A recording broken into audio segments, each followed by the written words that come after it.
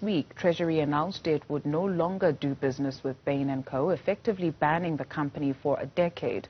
While we mull the fate of Bain, which has also been issued a ban by the government of the United Kingdom, what of the many other consultancy management firms which conduct business with government? We're now joined by Nicole Friz from the Helen Suzman Foundation. Thank you very much for availing yourself this afternoon. So while addressing parliamentarians yesterday, President Cyril Ramaphosa spoke of this organization within the South African Revenue Services that takes a look in particular at the illicit financial outflows from South Africa. Where that is concerned, right, is it enough to nearly ban these companies, or do we need to up the ante when it comes to legislation? I think it's a very important step that has been taken, this decision by Treasury to ban Bain from receiving any government contracts for a period of 10 years because of its unlawful conduct in respect of the restructuring of the South African Revenue Services. As you say, it follows on a decision that was taken by the UK to ban Bain for a period of 3 years from receiving any cabinet office work there, again because of its activities, its conduct in respect of state capture in South Africa, and specifically the hollowing out and dismantlement of the South African Revenue Services and its capacities. These are important steps, but I think more is needed. And in order to ensure accountability for, grave crimes that prejudice the South African public immensely, we want to see prosecutions of the actors, the individuals involved.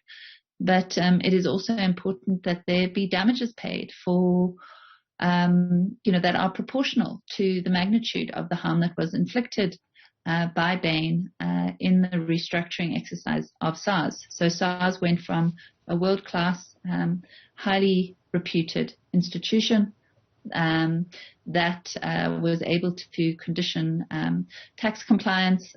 The socioeconomic promises in our constitution can only be realized by revenue that is obtained through the South African Revenue Services, and the restructuring exercise which Bain undertook resulted almost immediately in a shortfall of revenue collection in the amount of around 50 billion rand.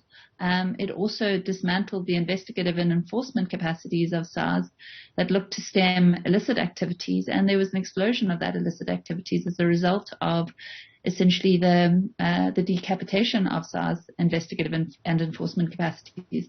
So again, just to summarize, yes, it's an important step, but prosecutions and payment of damages should follow if there is to be full remedy for what happened.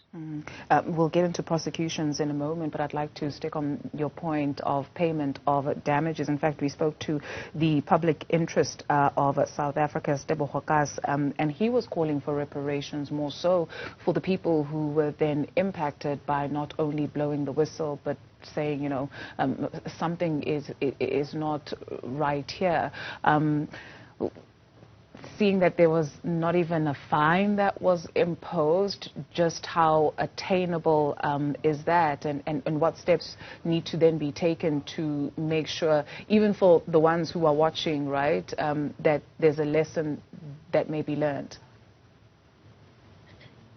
Sure. So, yes, Tebogo Kas rightly makes reference to the real damage that was inflicted on individuals in SARS. So many professional, independent civil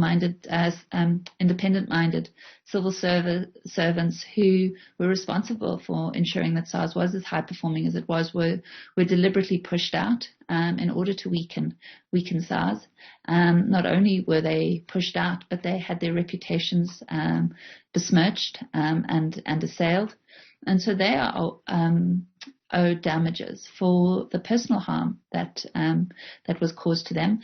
But I also think that the fullest extent of the harm is measured by the damage to the South African public. As I've said, we can't afford public services in this country unless we are able to collect revenue in an efficient manner. Our constitution holds out these rights to goods like housing, to healthcare, to education. a revenue service that is dismantled, is broken up, is not able to collect the revenue that would make those rights in any way real. So the under collection of revenue was enormous, and it set us back in terms of realizing these goods. When we have such poverty and unemployment in South Africa. And so damages must be paid, and there are ways that one goes about that. There are legal actions that may be brought here in South Africa, but also in other jurisdictions like the United States in terms of the Foreign Corrupt Practices Act. But there might be a settlement reached if Bain wants to make good on its promise of making right what happened. It has said that it's repaid the fees that it earned, but that's not enough. That's in no way proportional to the damages that were inflicted. It should be offering to make good and offering amounts that, as I say, are proportional to the damage caused. And on your point of prosecution, when we are currently hearing about capacity problems for the National Prosecuting Authority, at least where that is concerned, how to move forward? So, I do think that this is a significant matter which ideally should be taken up by our own authorities. Justice Zondo in the Zondo Commission's report says it is one of the most egregious chapters in the history of state capture. The likelihood is that we're not going to be able to ensure prosecutions for all criminal conduct related to state capture, but our authorities need to make a decision and to prioritize those that were most significant, most representative of the damage that was done. And I certainly think Bain's involvement in the breaking up, the dismantlement of SARS is one of those cases. And so we certainly would argue and advocate for our investigative and prosecuting authorities putting the prosecutions relating to Bain at the top of the list. But the other important consideration is that a company like Bain, in fact, is headquartered in the United States. It has global business reach, which is why, in fact, the ban imposed by UK authorities is so significant.